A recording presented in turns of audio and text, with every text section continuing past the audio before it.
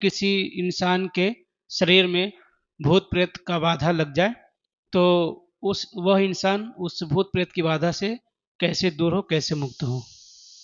श्री राधे राधे। ये जो उसकी अवस्था ज़्यादा खराब है, तब तो घर वालों को करना पड़ेगा। और यदि वो थोड़ा होश में भी रहता है तो उससे श्री राम जय जय राम बुलवाइए। श्री राम जय जय राम, ये उससे श्री राम जय जय राम जैसे भी गा सके, जैसे भी बोल सके, उससे बुलवाइए। और यदि पूरा ध्यान उसका उधर नहीं लगता है तो घर के लोग बोलें और साथ में उसको बैठाएं, तो धीरे धीरे वो बोलने लग जाएगा। और ये कार्य लगातार आप करते रहें रोजाना। भक्त नामावली जो भक्ति आश्रम में है, उसको भी सुबह शाम एक एक बार सुनाया करिए। और श्री राम जय जय राम रात दिन जब तक जगता रहे करना, और 6 महीने तक लगातार करना। कोई भी प्रेत नहीं रहेगा, 3 महीने में ही भाग जाते हैं। वैसे अधिक से अधिक 6 महीने कर लें तो दोबारा लौट के नहीं आते। श्री राधे राधे। पल्लवी जी हैं लखनऊ से, इनका प्रश्न है, गुरुदेव, दीक्षा के समय आपने जो दुपट्टा चुनरी दिया था कि सर पर इसको रख करके जप करना, तो सुबह के टाइम में उसी दुपट्टा को सर पर रख करके जाप करती हूँ। मुझे हनुमान जी के प्रसादी में भी एक चुनरी, एक दुपट्टा मिला है, तो क्या उस चुनरी का उपयोग मैं शाम के टाइम में जप करते समय सर पे रखने के लिए ओढ़ कर कर सकती हूँ, या किसी और कार्य में ले सकती हूँ? नहीं, उसको हनुमान जी का है ना, तो शाम को नहीं करो। शाम को स्नान करो तो कर सकती हो, लेकिन यदि शाम को स्नान नहीं करना है तो सुबह स्नान के बाद उसको सिर पर रख सकते हैं। ये ध्यान रखना कि हनुमान जी वाला जो दुपट्टा है वो पैरों पर नहीं जाना चाहिए, केवल सिर पर ही रख सकते हैं। छोटा करके सिर पर रखना होगा। और ऐसा नहीं बन पा रहा है तो रामायण को लपेटने के लिए उस कपड़े को यूज करो। ग्रंथ को, कोई भी धार्मिक ग्रंथ को उसमें बांध सकते हो। और शरीर पर रखना है तो केवल सिर पर रखना होगा, पैरों में नहीं जाना चाहिए। श्री राधे राधे। अनुराग जी हैं दिल्ली से, इनका प्रश्न है, क्या सोयाबीन, जिसको न्यूट्रेला भी बोलते हैं, तथा मूली सभी वैष्णवों में वर्जित है? नहीं नहीं, ये तो शुद्ध चीज़ें, सात्विक है। सोयाबीन और मूली। हाँ, मूली जो है तमोगुणी तो नहीं है, लेकिन रजोगुणी कामोत्तेजक होती है।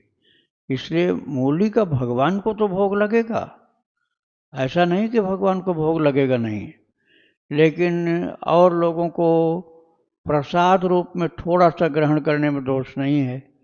अधिकतया जो लोग मूली बहुत खाते हैं उसके लिए वर्जित किया गया, लेकिन भगवान को मूली का भोग लगता है और उसमें से थोड़ा सा प्रसादी आप ले सकते हैं।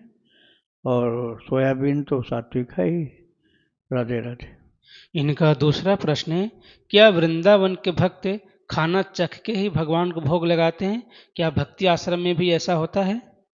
खाना चख कर ऐसा विधान तो नहीं है, लेकिन जिसको वात्सल्य भाव है अपने ठाकुर जी के प्रति, या माधुर्य भाव है, स्वामी सेवक में नहीं चलता है। जो दास्य भाव है उसमें नहीं चलता है कि भगवान को भोग लगाने के पहले आप चखें। लेकिन बाल भाव जो होता है, वात्सल्य भाव, कि भगवान को बच्चे के रूप में आप देखते हैं, तो ऐसा कर सकते हैं।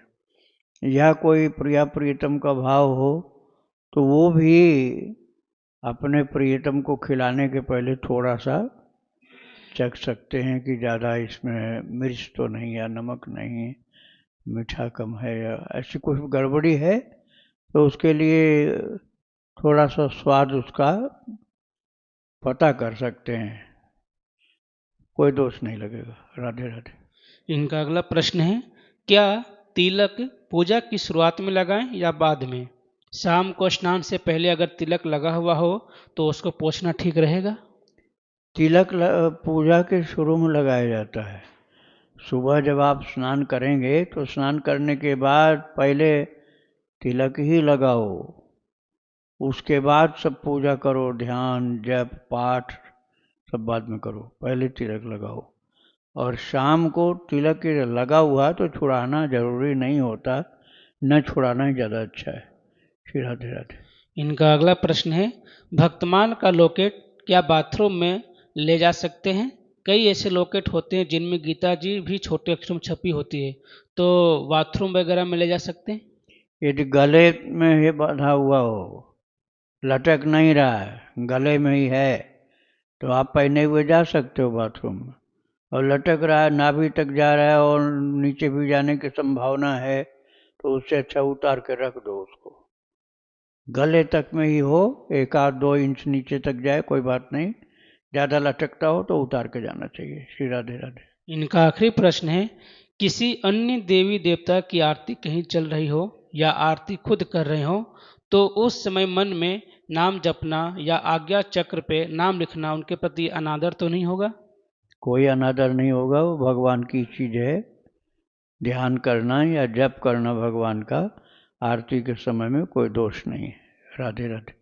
विनीत नारायण दास जी गाजियाबाद से, इनका प्रश्न है, गुरुजी 30 मार्च को आपके दर्शन से मैं कृतार्थ हुआ। आपके दर्शन से पहले 4:30 बजे श्री वृंदावन की परिक्रमा की, फिर आपके दर्शन के बाद मैं श्री गोवर्धन महाराज जी की परिक्रमा करने चला गया। नींद नहीं ले पाया ठीक से, दोपहर में 1 बज रहे थे, धरती तप रही थी, पाँव भी जल रहे थे। जैसे कैसे करके बड़ी परिक्रमा तो शाम तक पूरी हो गई, पर पाँव में छाले पड़ने से ठीक से चला नहीं जा रहा था। छोटी परिक्रमा नहीं कर पाया। फिर अगले दिन बरसाना धाम में श्री जी के दर्शन भी प्राप्त हुए।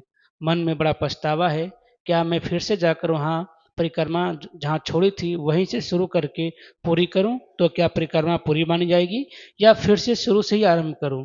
मन बड़ा दुखी है कि परिक्रमा पूरा नहीं कर पाया, क्या करूं? नहीं, कोई बात नहीं है, कोई गलत नहीं हुआ है।